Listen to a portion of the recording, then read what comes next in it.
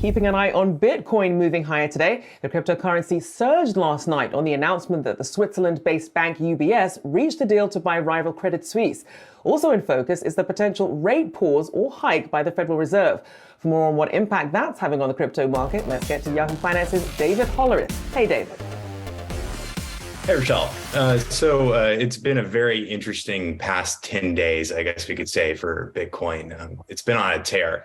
And, there's two things going on here. And one is the fact that, we've been into a couple weeks of what we would call a banking crisis.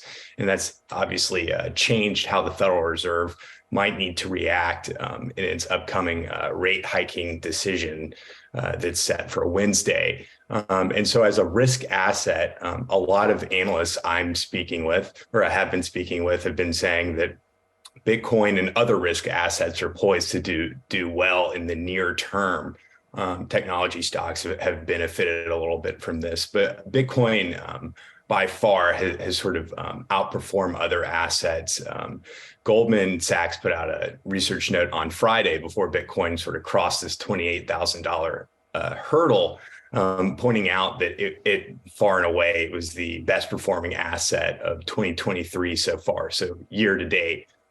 So that's interesting. And then we have this other sort of story, which, Bitcoin diehards sort of believe in, which is that Bitcoin is, its purpose was, when it was created, was to sort of not be in the control of governments. And given that we're seeing, sort of this banking crisis issue, Bitcoin is sort of being viewed again as a safe haven. That being said, investors have thought of it like that for a long time now. And that's often debated. And for the last 2 years, it was debunked. But it looks like, that narrative is sort of coming back into the market. I think, the problem of deciphering the two is that it really comes down to the fact that both are happening right now. So in terms of Bitcoin's trajectory, that obviously looks good for it. We're going to need more data before we can sort of see if investors are moving to it as a safe haven asset. But interestingly, its correlation, so how much it moves compared to gold and the NASDAQ. NASDAQ you can think of as technology stocks. Gold, it's traditionally thought of as a safe haven.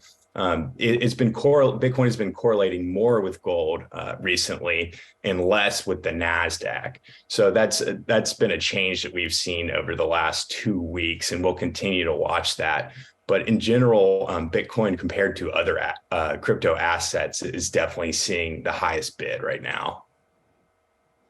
Certainly wasn't expecting Bitcoin to go back to being the safe haven after, the wild ride that it's been on then. So what are the expectations here? We know there are always these astronomical sort of predictions as to where Bitcoin could go. How much more of this will we need to see, though, before we can say, yes, this might actually be the turning point for crypto?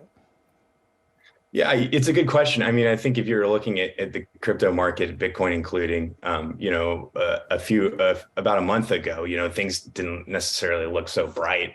And now we have people coming out with a $1 million price target in 90 days or 87 days, I guess, is what we've seen. And that looks like it has about a 1% chance of being true. But, I think that if risk assets stand to benefit, and Bitcoin is not something that is, as connected. I mean, it's less connected from the banking system than it's ever been. I think hedge funds, at the very least, will look at it as a way to play on a macro narrative that is more beneficial to risk assets right now. That's what it sounds like from what I'm hearing.